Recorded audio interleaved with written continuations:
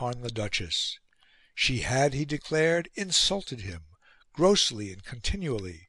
She had kept the Princess away from him in the most improper manner. She was surrounded by evil advisers, and was incompetent to act with propriety in the high station which she filled. But he would bear it no longer. He would have her to know he was king. He was determined that his authority should be respected. Henceforward the Princess should attend at every court function with the utmost regularity, and he hoped to God that his life might be spared for 6 months longer, so that the calamity of a regency might be avoided, and the functions of the crown passed directly to the heiress presumptive, instead of into the hands of the person now near him, upon whose conduct and capacity no reliance whatever could be placed. The flood of vituperation rushed on for what seemed an interminable period, while the Queen blushed scarlet, the Princess burst into tears, and the 100 guests sat aghast. The Duchess said not a word until the tirade was over and the company had retired. Then, in a tornado of rage and mortification, she called for her carriage and announced her immediate return to Kensington. It was only with the utmost difficulty that some show of a reconciliation was patched up, and the outraged lady was prevailed upon to put off her departure till the morrow.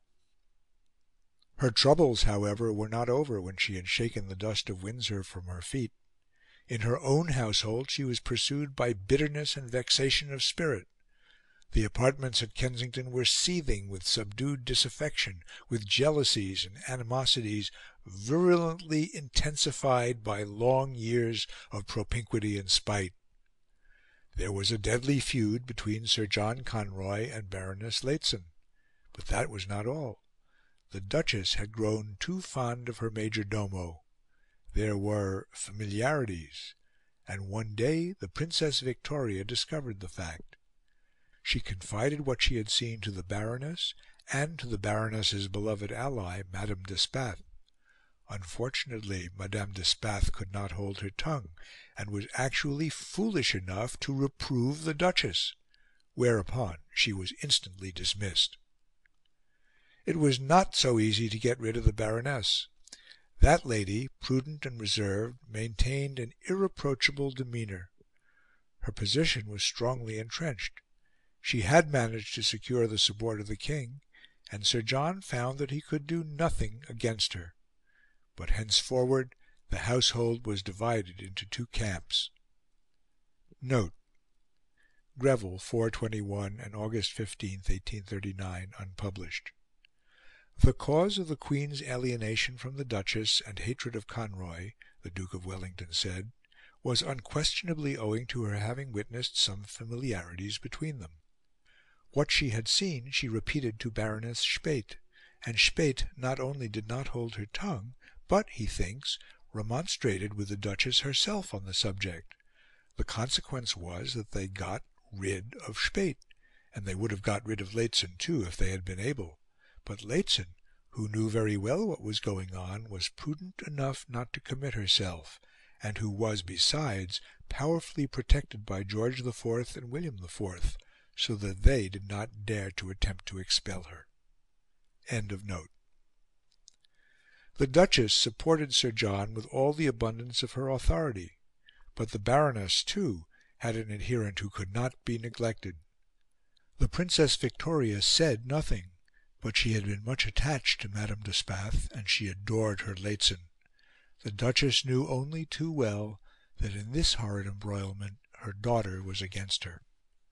Chagrin, annoyance, moral reprobation tossed her to and fro. She did her best to console herself with Sir John's affectionate loquacity, or with the sharp remarks of Lady Flora Hastings, one of her maids of honour, who had no love for the Baroness. The subject lent itself to satire, for the pastor's daughter, with all her airs of stiff superiority, had habits which betrayed her origin. Her passion for caraway seeds, for instance, was uncontrollable. Little bags of them came over to her from Hanover, and she sprinkled them on her bread and butter, her cabbage, and even her roast beef. Lady Flora could not resist a caustic observation. It was repeated to the Baroness, who pursed her lips in fury, and so the mischief grew. 5. The king had prayed that he might live till his niece was of age, and a few days before her 18th birthday, the date of her legal majority, a sudden attack of illness very nearly carried him off. He recovered, however, and the Princess was able to go through her birthday festivities, a state ball and a drawing-room, with unperturbed enjoyment. "Count Zichy," she noted in her diary, "is very good-looking in uniform, but not in plain clothes. Count Waldstein looks remarkably well in his pretty Hungarian uniform." With the latter young gentleman she wished to dance, but there was an insurmountable difficulty. He could not dance quadrilles, and as in my station I unfortunately cannot valse and gallop, I could not dance with him.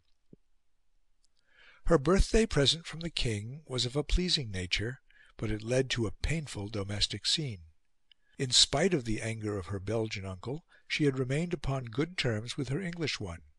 He had always been very kind to her, and the fact that he had quarrelled with her mother did not appear to be a reason for disliking him. He was, she said, odd, very odd and singular, but his intentions were often ill-interpreted. He now wrote her a letter offering her an allowance of £10,000 a year, which he proposed should be at her own disposal and independent of her mother. Lord Conyngham, the Lord Chamberlain, was instructed to deliver the letter into the Princess's own hands. When he arrived at Kensington he was ushered into the presence of the Duchess and the Princess, and when he produced the letter the Duchess put out her hand to take it. Lord Conyngham begged Her Royal Highness's pardon and repeated the King's commands. Thereupon the Duchess drew back, and the Princess took the letter. She immediately wrote to her uncle, accepting his kind proposal. The Duchess was much displeased. £4,000 a year, she said, would be quite enough for Victoria. As for the remaining £6,000, it would be only proper that she should have that herself. King William had thrown off his illness and returned to his normal life. Once more the royal circle at Windsor, their Majesties, the elder princesses, and some unfortunate ambassadress or minister's wife, might be seen ranged for hours round a mahogany table, while the Queen netted a purse and the King slept, occasionally waking from his slumbers to observe, "Exactly so, ma'am, exactly so." But this recovery was of short duration. The old man suddenly collapsed, with no specific symptoms besides an extreme weakness. He yet showed no power of rallying, and it was clear to everyone that his death was now close at hand. All eyes, all thoughts, turned towards the Princess Victoria, but she still remained shut away in the seclusion of Kensington, a small, unknown figure, lost in the large shadow of her mother's domination. The preceding year had in fact been an important one in her development. The soft tendrils of her mind had for the first time begun to stretch out towards unchildish things. In this King Leopold encouraged her. After his return to Brussels he had resumed his correspondence in a more serious strain. He discussed the details of foreign politics. He laid down the duties of kingship. He pointed out the iniquitous foolishness of the newspaper press.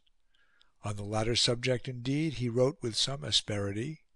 "If all the editors," he said, "of the papers in the countries where the liberty of the press exists were to be assembled, we should have a crew to which you would not confide a dog that you would value, still less your honour and reputation." On the functions of a monarch his views were unexceptionable. "The business of the highest in a state," he wrote, "is certainly, in my opinion, to act with great impartiality and a spirit of justice for the good of all." At the same time the Princess's tastes were opening out.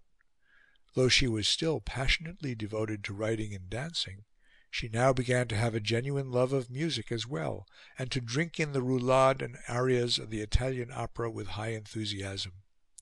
She even enjoyed reading poetry, at any rate the poetry of Sir Walter Scott. When King Leopold learnt that King William's death was approaching, he wrote several long letters